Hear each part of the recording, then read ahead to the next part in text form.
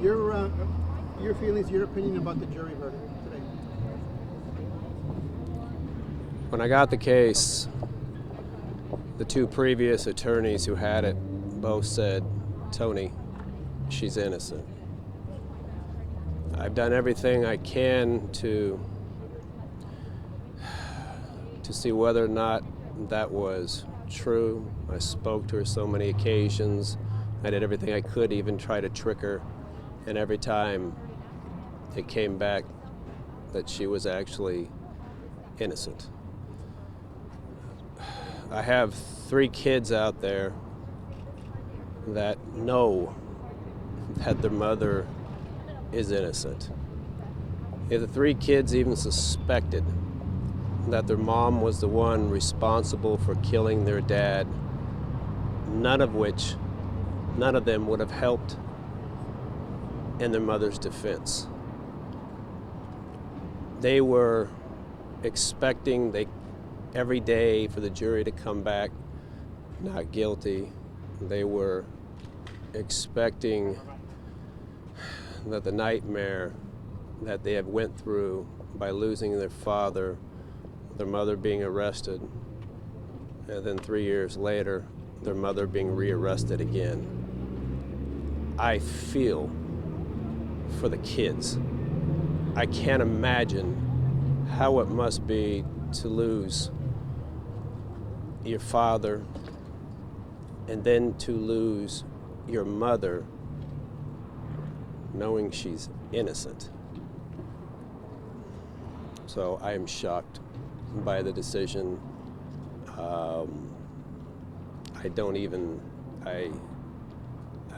I truly came here hoping, thinking that it was a not guilty verdict. And when they read it, I'm just numb. One interesting thing is they found her guilty, but then they said that it wasn't about financial gain. It seemed like the jury was missing the motive.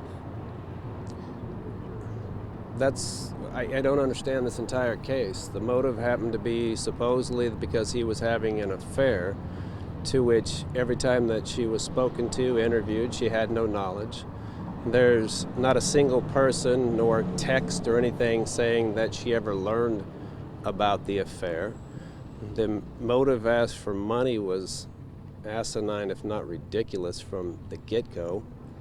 And they even showed pictures of her with her belly hanging out, and supposedly that was a motive because they were seeing pictures of his ex-fiancée from about 20 years ago, showing nude photographs, and then supposedly my client knew about photos that depicted her in a bad light, which somehow angered her so much that she did this. And there's just no motive. There's absolutely nothing. And everything they kept trying to argue, we kept refuting. You mentioned that there were 2 attorneys on this case before you. Mm-hmm. How did you come to get this case?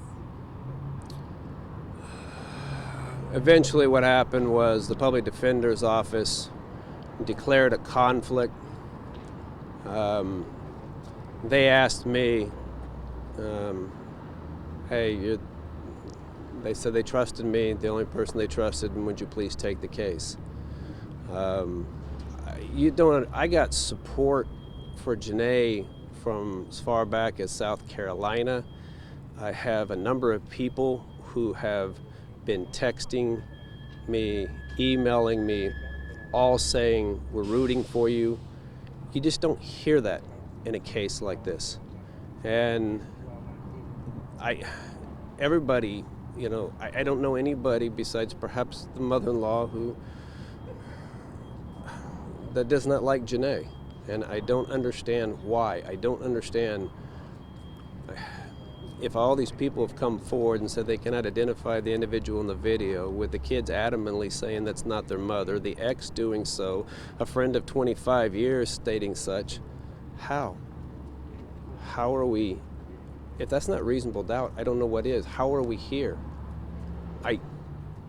especially if you're supposed to presume somebody innocent, and then you take into consideration what Detective Brewer did in this case, it's unfathomable. In other jurisdictions and other counties throughout the United States, the case would have been dismissed. They would not have put up with their lead detective doing what the lead detective did in this case. And how a jury can overlook that. I mean, they went 6 days or 7 days. They obviously did what they thought was right.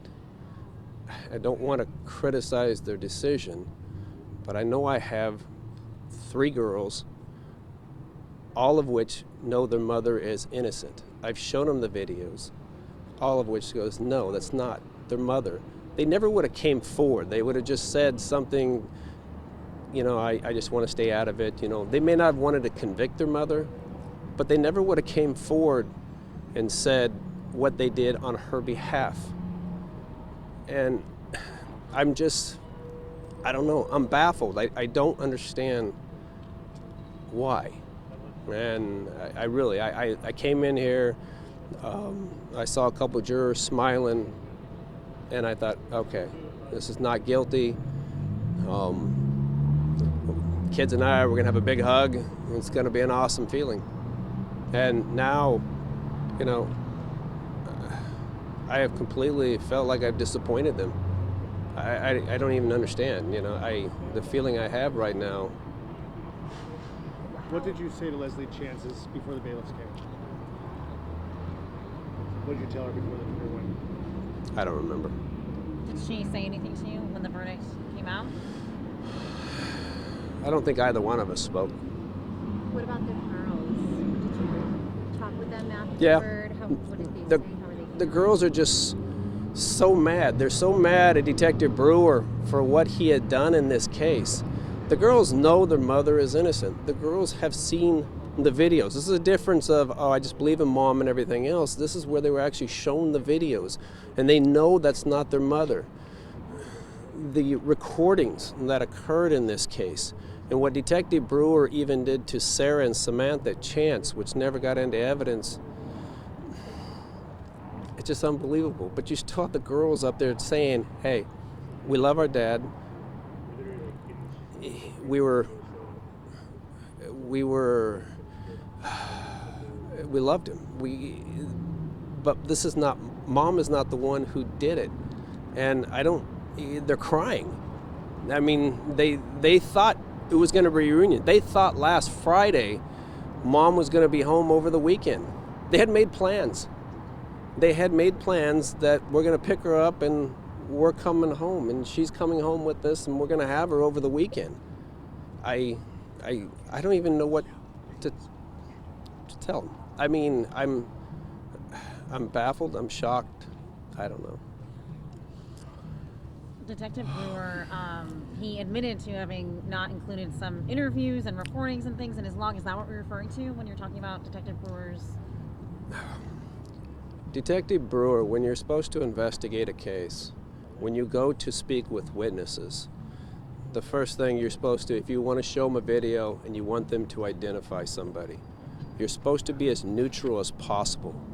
When you suggest an answer, what you do is you're basically telling them what the answer should be. This is law enforcement, everybody. This is Kern County. We respect law enforcement. Everybody's going to go with what law enforcement thinks. In almost every single interview that Detective Brewer conducted, he would tell them, well, others have told us this, which is not what they're supposed to do. Then he even lied about that because Travis Chance, the father of Todd Chance, he could not identify anybody in the videos too, but Detective Brewer is telling everybody else that Travis and Diana Chance both identified. Then what you have is a number of other people who would go against their story, which was never included in their reports. Then we find out just by happenstance that there were other interviews that were conducted. Luckily, my investigator happened to know one of those individuals, called that person up and goes, were you interviewed in this case? And they go, yes. Oh my God. Can you come in and testify the next day? Sure can. No problem whatsoever. She comes in. The judge asks Detective Brewer, he goes, do you know who this Dr. Lori Aragon person is? And he goes, I don't know who she is. And there were, I don't know what I remembered, it was 40 to 50 questions that he actually asked. Then when you think that's done, when you think that's bad enough, how do you not, first of all, take this evidence and book it in? So he didn't. Then on top of that, what happened was the very next day, I get an email from Brian James. Brian James is the brother of Janae. Brian emails me and tells me, Tony, hey, I don't know if you remember me. We went to South High together 30 years ago. He goes, I'm Janae's brother. I had no idea they were brother and sister. Janae was 2 years older than me at South High. I had no idea. And then all of a sudden he goes, we were interviewed too as well. Now all of a sudden the flash drive, which contains these interviews, are somewhere been locked in Detective Brewer's house. Then on top of that, he says there was a system change. That's the only reason why his report somehow got lost, because it went from one system to another. Detective Brewer's name is on hundreds of reports, on hundreds of cases. And now he is saying the only report that is missing is this. What Detective Brewer did in investigating and asking the kids was at best dirty. And I've never attacked law enforcement. And I never would do so ever on camera. I would never do anything else. What Detective Brewer did in this case was flat out dirty. And I just assumed that the jury saw it too as well. And I guess they just, I don't know if they threw out his testimony, they tried to figure it out themselves, or what they did. So I know that you talked a little bit about, like, we don't know where Todd was the night before that he died. We kind of don't know a lot about this life that he led without his wife knowing. Is it your theory that Leslie is in jail for some sort of relationship or, I don't know, involvement in some sort of nefarious activity that Todd was concealing? And that's the problem. You try to prove a negative, I don't know if I can do so. At first we thought it was, if it was true and there was this Carrie Williams person, and if the neighbor was correct and she actually saw someone in the car, perhaps maybe Carrie Williams ran over to the house or said, yeah, you better get in the car right now, I'm outside, or something of that nature. There was a lot about Carrie Williams that I thought was suspicious, but there was nothing I could really say that she was responsible for this. But why was Bill Gopinski, the cousin who said, you know, the last time I saw him was like a week before, all of a sudden saying now on the record that I actually saw him the night before and they were out together. And they're in this neighborhood. Well, I don't know if they were actually in the neighborhood, but we have other witnesses saying the car was in the neighborhood, that very car. And it is a distinct looking car. It's a very nice looking Mustang. And that car was in the neighborhood. And if that car was in the neighborhood the night before, or even weeks before, how in the world would Janae know that? And if Janae would have no idea as to how that Mustang was ever in the neighborhood, how would she know to put that Mustang and park it there? There's no way possible. I don't know what happened. And that's the problem. They've went with theories and say that he was shot in the car, no blood. It's ridiculous. And as to whether or not what time and where it occurred in the orchards, there's no blood in the body, there's nothing. And he could have bled out for over 10 minutes.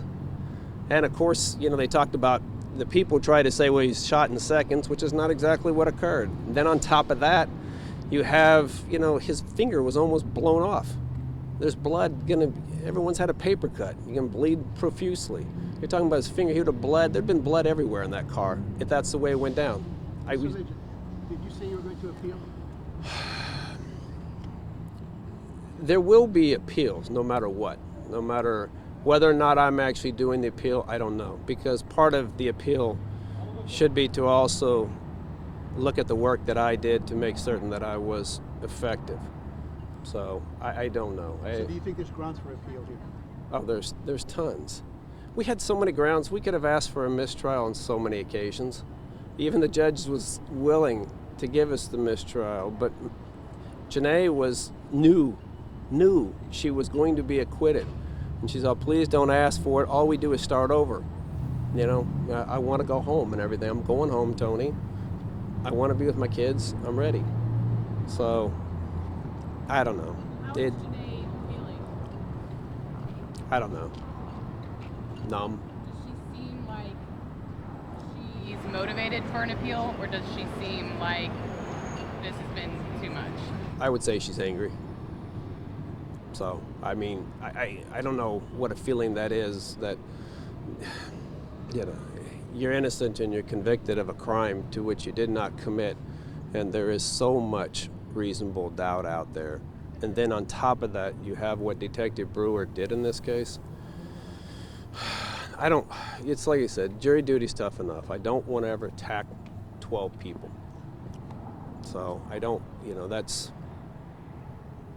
but I got 3 girls that they lost their father August 25th, 2013, and now know that their mother is innocent, and they're out there sitting there every day waiting for the decision to come back not guilty, to which they thought it was going to be last Friday, they could be with their mom. What, if anything, did she tell you after the verdict was read? I don't think she said anything. Did it concern you when the juror was switched out last week? Was that a concern for you?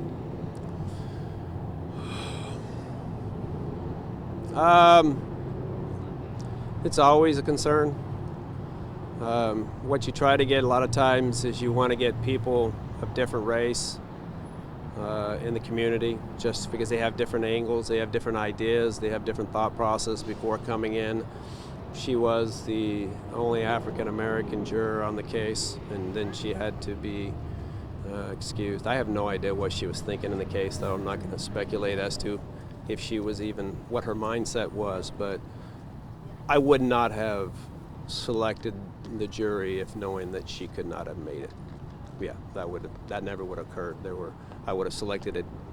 What you want people of different backgrounds and you want everybody to look at it. And so if you get more people from different views and everything else, you get them to look at things differently.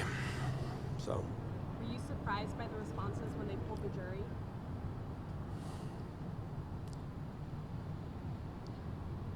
Rarely when you pull a jury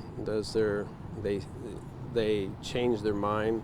There were some of them, though, it just seemed like happy to say guilty. And yeah, that angers me. I mean, it's just, I'm like, really? And there was a few people that looked sad and stuff that came up with a verdict, but most of them, it's their decision. They went 6 days. They thought about it for 6 days. I don't know if they were guilty, if it was 10 or 2 or 10, 9, 6. I have no idea what the number was at one point, who was the one that was leading them towards guilt. And really, that's what normally it takes. It normally takes 1 or 2 people, and they start seeing it different ways, and the jury starts getting swayed one way or another. And I don't know. Do you have any theories as to who did kill Todd if it wasn't Leslie?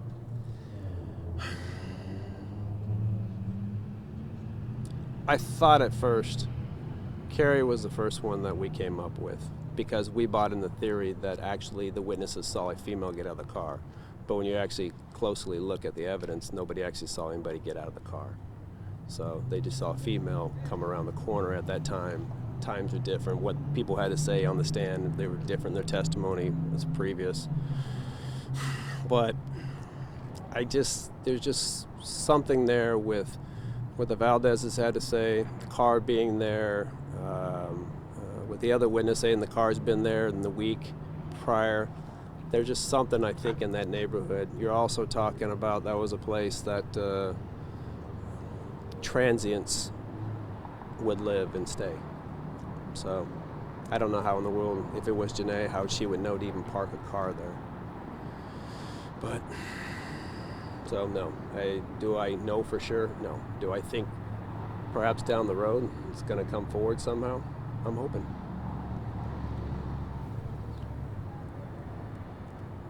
What do you think? You talked about how you're surprised that what happened with Detective Brewer didn't sway the jury. What do you think really sealed in the guilty verdict for them? I didn't get a chance to speak to him. It would be speculation. We live in Kern County. I'm born and raised in this town too as well. This is a very conservative jurisdiction. We believe in law enforcement, even if law enforcement did what they did in this case. So law enforcement is telling you that this is the individual. But you got to remember, they went, 2013, they released her, and those 3 years had passed. And then they even tried to, when they knew their case was weak, they even tried to interview the girls to see what they would have to say. I don't know. I'm shocked, I'm dismayed, I'm baffled, I'm numb more than anything. As a lawyer, what do you take away from this case?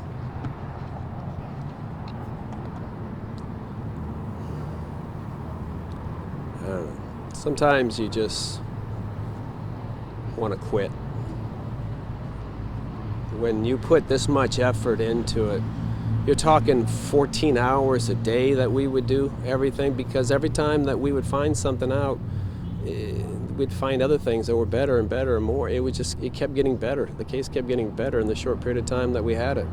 And now, I mean, I lost sleep. I couldn't, the pain that I put like my family through, my wife through, that they have to live with me during this time period. And I got people calling. I got my brother, I spoke with him and his wife, all went to South High with us too as well. They knew Janae. They're like, if anybody is innocent of a crime, it's going to be her. And then you got other friends, all of which are calling, texting, and saying, hey, we're with you. Nobody's ever with somebody accused of murder. It's just not the way it is. You might get family, you might get some support, but we're talking the community in a whole. And I don't know, I'm disappointed in myself and disappointed in everything. I can't control what the jury did. I can try to learn from it, but this is the first time that I've really been down on law enforcement in my life. This is the first case to where I started to think, what else is out there? How is this guy not booking evidence in? How is this guy taking evidence from a case and taking it home with him? To which is all exculpatory in nature. So the justice system failed. In my opinion, yes. In the girl's opinion, yes. When it comes down to it, do I know? No, I have no idea. I'm an attorney. Do the prosecutors know? No. Do the cops know? No. But when you got 3 girls, I called my kids last night. I said, all right, hypothetically, your mother kills me, would you ever take the stand? They joked a little bit, and when it came down to it, no one would ever take the stand. They might not want to have mom actually prosecute, or they might not take part in actually prosecuting mother, but nobody. I just don't understand. The kids they know. They're the ones that have seen the videos. They're the ones that are telling everybody. They're telling the jury. They see Brewer leave. They see Miss Kohler. They see Mr. Norris leave, and they're like, come on. And they're mad. They're angry. They're like, it's bad enough we lost our father. Now you're going after a person who did not do this crime. And I can only, they're the ones that I feel the worst for. I can't even talk to them. I was expecting we'd be joyfully having lunch or something like that together, hugging one another. She's coming home, and that was what I expected, and that's not what happened.